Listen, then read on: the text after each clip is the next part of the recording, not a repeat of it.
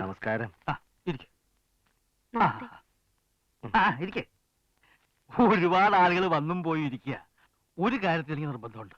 എന്തു വന്നാലും കുട്ടികളെ പഠിപ്പിക്കാൻ ഏറ്റവും നല്ല ഒരാളെ ഞാൻ നിയമിക്കൂ. TTC എവിടെയാ പഠിച്ചത്? ആലപ്പുഴ NSS-ലാ. ആഹാ, NSS-ലാണ്. പിന്നൊന്നും പറയണ്ട. നല്ല അസല് കോച്ചിങ് അല്ലേ അവിടെ? ഫസ്റ്റ് ക്ലാസ്സിൽ പാസ്സായതാ.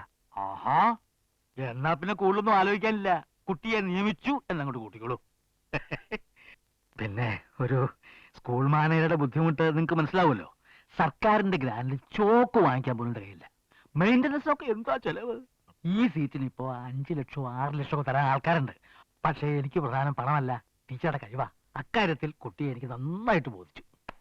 അതുകൊണ്ട് 5 6 ഒന്നും വേണ്ട, ഒരു 4 ലക്ഷത്തിന് നമുക്ക് സംഗതി ശരിയാക്കാം. കുട്ടിയെ പഠിപ്പിക്കാൻ തന്നെ. കൂടുതലൊന്നും സംസാരിക്കാൻ ഇപ്പൊ സമയമില്ല. ഈ തുക ഉണ്ടോ ഇല്ലയോ? എനിക്ക് 5 പെൺകുട്ടികളാണ്. അതിന് ഞാൻ ഉത്തരവാദിയല്ലല്ലോ. 4 ലക്ഷത്തിന്റെ വകുപ്പില്ലെങ്കിൽ സന്തോഷമായിട്ട് എഴുന്നേറ്റുള്ളൂ. കഴിവുള്ള ഒരു ടീച്ചറെയാണ് വേണ്ടെന്ന് പറഞ്ഞിട്ട് സാറിപ്പോ. കഴിവെന്ന് പറഞ്ഞാൽ അതിൽ സാമ്പത്തികവും പെടും. വാക്കുകൾ പ്രയോഗിക്കുന്ന ആലോചിച്ചിട്ട് തന്നെയാണ്. 4 ലക്ഷം കൊണ്ടുവന്നിട്ട് ബാക്കി സംസാരം. ഞാൻ കുറച്ച് തിരക്കില്ല.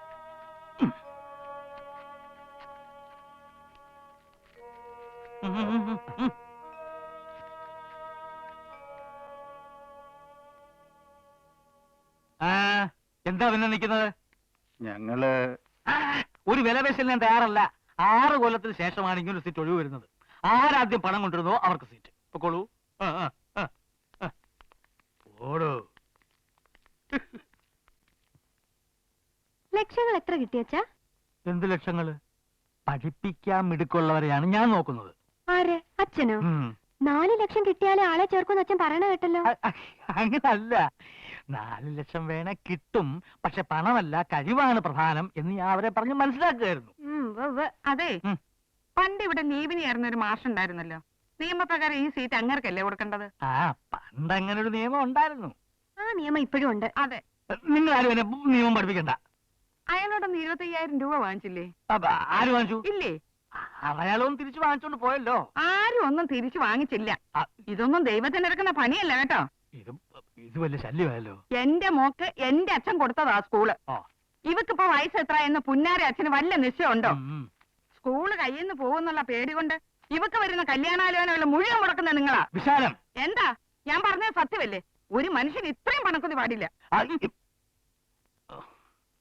അമ്മ പറയുന്നത് നേരാണോ അച്ഛാ? സ്കൂള് പോകുന്നുള്ള ഭയം കൊണ്ടാണോ എന്റെ കല്യാണം നടത്താത്തത്? നിന്റെ അമ്മയ്ക്ക് പ്രാന്ത. എങ്കിൽ അമ്മയെ നമുക്ക് വല്ല മനഃശാസ്ത്ര വിദഗ്ധരെയും കാണിക്കാം. മോളെ, സ്കൂൾ നോക്കി നടത്തുന്നത് ഞാൻ മോളോട് പല പ്രാവശ്യം പറഞ്ഞിട്ടുണ്ട്.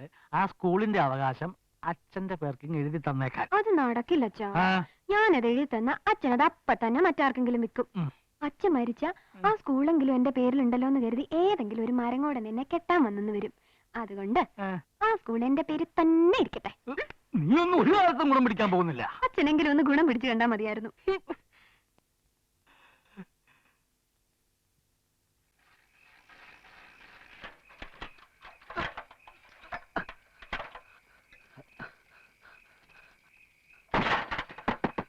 സാർ, സാർ, ഒരു അപരിചിതനാണ്. വാതിൽ തുറക്ക്, വാതിൽ തുറക്ക്. ഒരു അപരിചിതനാണ്. ഞാൻ ശങ്കരനാരായണൻ, കേരള TTC 86 ബാച്ച്, നാട് കുറുവാഞ്ചേരി. കൊപ്ര കച്ചവടക്കാരൻ ഇസ്മയിൽ രാത്രി 10 മണിക്കാണ് വിവരം പറയുന്നത്. ആരാ ഈ പാതിരാത്രി കയറുമെന്ന് ഒച്ച വയ്ക്കുന്നേ? ഞാൻ കേരള TTC സ്കൂളിൽ സീറ്റ് ഒഴിവുണ്ടെന്ന് അറിഞ്ഞിട്ട് വന്നതാ. ഇതിനൊന്നും നേരവും കാലമൊന്നും ഇല്ലേ? രാത്രി 2 മണിക്കാണോ KTC? ഇതാരാ, മകളാണോ? അയ്യോ, ഇതെന്താ സൈക്കിളോ? പോലായി മുഴുവൻ മണ്ണായില്ലോ. മുറ്റത്ത് വെച്ചാ സൈക്കിളിന്റെ ടയർ പട്ടിയടിക്കും. ടയർ അടിക്കുന്ന പറ്റിയൊന്നും ഇവിടെ ഇല്ല. ആരാമേ? ഏതോ ഒരു KTC. KTC അല്ല, കേരള TTC, നാട് കുറുവാഞ്ചേരി. ഇതാരാ, ഭാര്യയാണോ? കുറുവാഞ്ചേരിയിൽ ഇവിടം വരെ സൈക്കിൾ ചവിട്ടി വന്നോ? 25 കിലോമീറ്ററല്ലേ ഉള്ളൂ. സാധാരണ 50-100 കിലോമീറ്റർ ഒക്കെയാ സൈക്കിൾ ഓടിക്കുന്നത്. ഒരു ജോലിക്ക് വേണ്ടിയിട്ട് ഓട്ടം തുടങ്ങിയിട്ട് നാള് കുറച്ചായേ. സൈക്കിൾ ഇറക്കി നോക്കണോ? നമുക്ക് പുറത്തിറങ്ങി സംസാരിക്കാം. അയ്യോ, എന്താ? എവിടെ നോക്കട്ടെ. 4 ലക്ഷമാണ് ഡിമാൻഡ് എന്ന് അറിഞ്ഞു. അതിച്ചിരി കൂടുതലാണ്. എന്നാൽ സീറ്റ് എനിക്ക് വേണം. സീറ്റ് തരാം, പക്ഷെ ഉറപ്പ് തരണമെങ്കിൽ പകുതി പണം അഡ്വാൻസ് ആയിട്ട് ഉടനെ കിട്ടണം. ഓ, സമാധാനായി. മറ്റാർക്കെങ്കിലും ഇതിനകം വാക്ക് കൊടുത്തിരിക്കുമെന്നുള്ള ഭയമായിരുന്നു. എങ്കിൽ പിന്നെ ഞാനിനി നിൽക്കുന്നില്ല. അഡ്വാൻസ് ആയിട്ട് വരാം. മറക്കരുത്, ശങ്കരനാരായണൻ, കേരള TTC, കുറുവാഞ്ചേരി.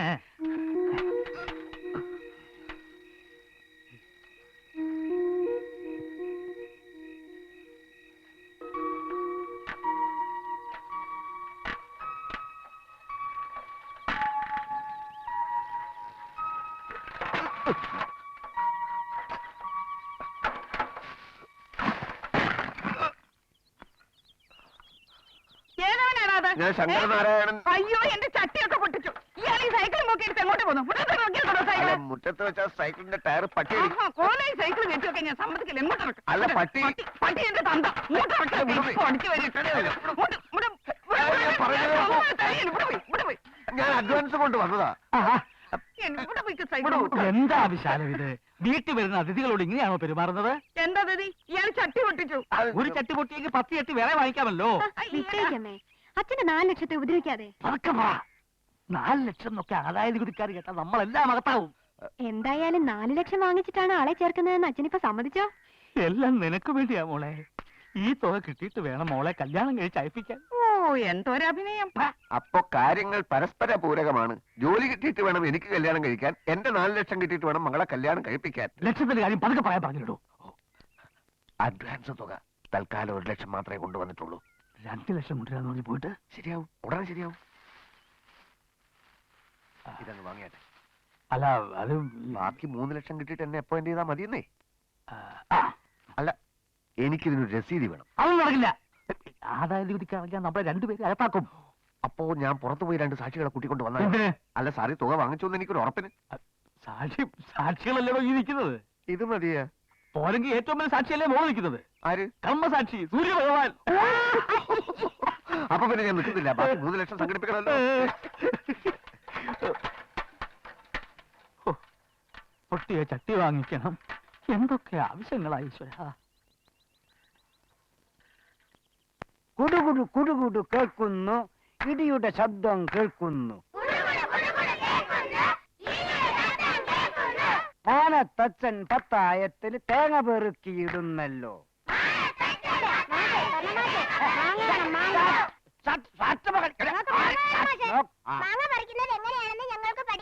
എന്നിട്ട് വർഷമാസൊക്കെ എനിക്കുണ്ടാവാനോ? എന്നെ കിട്ടൂല.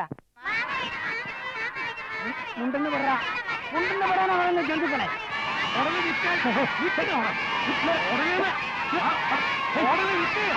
എങ്ങോട്ടായിരിക്കണമുണ്ട്? കാളച്ചന്തയിലേക്ക്. രാവിലെ തുടങ്ങിയ കാളച്ചന്ത കാണണോ? വെള്ളം ആടി മാണിക്ക് കൊഴന്ന് നേരിട്ട് കാണണോത്രേ. ചെല്ല് ചെല്ല്. എന്താ ഗോലക്ഷം മാഷി വരും അറിയിച്ചോന്ന് ചോദിച്ചാൽ അകത്തിൽ സംസാരിക്കാം.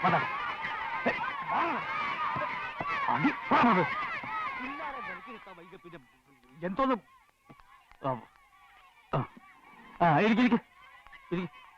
നമുക്ക് 2-3 കാര്യങ്ങളാണ് പ്രധാനമായിട്ട് ആലോചിക്കാനുള്ളത്. അതിലൊന്ന് ആന ടീച്ചറിന്റെ കാര്യമാണ്. 4 കൊല്ലം മുമ്പുള്ള കാര്യമായിരിക്കാം, എന്നാലും ഈ ഇരിക്കുന്ന ആന ടീച്ചറുടെ മുഖത്ത് കരിവാരി തേച്ചിട്ട് പോയ ആളാണ് ആ ഗോകുലകൃഷ്ണൻ മാഷ്. അതൊക്കെ ആന ടീച്ചർ അപ്പോഴേ മറന്നു കാണും. അല്ല ടീച്ചറെ? മറന്നിട്ടൊന്നുമില്ല. ആ എന്റെ കാര്യത്തിൽ ഇടപെടാൻ അയാൾക്ക് ആരാ അധികാരം കൊടുത്തത്?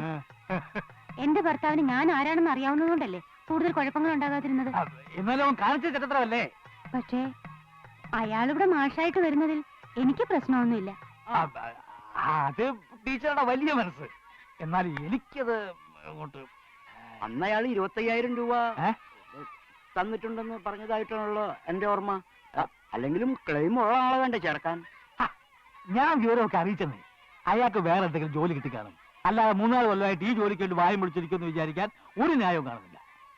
ഞാൻ ഇന്നലെ ഒരു മിടുക്കനായ ചെറുപ്പക്കാരനെ കണ്ടു. കുറുവാഞ്ചേരിക്കാരനൊരു ശങ്കരനാരായണൻ. പാവായുടെ പണമൊന്നുമില്ല, ഞാനത് നോക്കുന്നുമില്ല.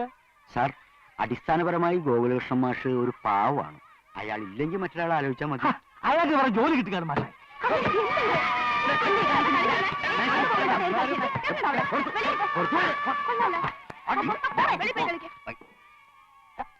ഈ DPIP വലിയ ചതിയായിപ്പോയി. ഒരെണ്ണം പറഞ്ഞാൽ അനുസരിക്കില്ല. രക്ഷിതാക്കളാണെങ്കിൽ ദിവസേന വന്നോണ്ടിരിക്കുക. അതെന്തിന്? പിള്ളേരുടെ TC വാങ്ങാൻ. അല്ലാതെന്തിനാ? ഈ പാഠ്യപദ്ധതിയിൽ പലർക്കും വിശ്വാസമില്ല. പിള്ളേര് 10ാം ക്ലാസ് എത്തുമ്പോഴേക്കും 8ഉം പൊട്ടും തിരിയാത്ത പൊട്ടന്മാരായി പോകുന്ന എല്ലാവരുടെയും പേടി. കൊടുക്കരുത്, ഒരൊറ്റ എണ്ണത്തിന് TC കൊടുക്കരുത്. എന്ന് വെച്ചാൽ TC താടാന്നൊക്കെ പറഞ്ഞ് ചിലർ തല്ലാൻ വരിക. തല്ല് കൊണ്ടാലും TC കൊടുക്കരുത്. ഈ DPIP യുടെ പോക്ക് ഇങ്ങനെയാണെങ്കിൽ നമ്മുടെ സ്കൂളിന്റെ നിലനിൽപ്പ് തന്നെ അവതാളത്തിലാവും.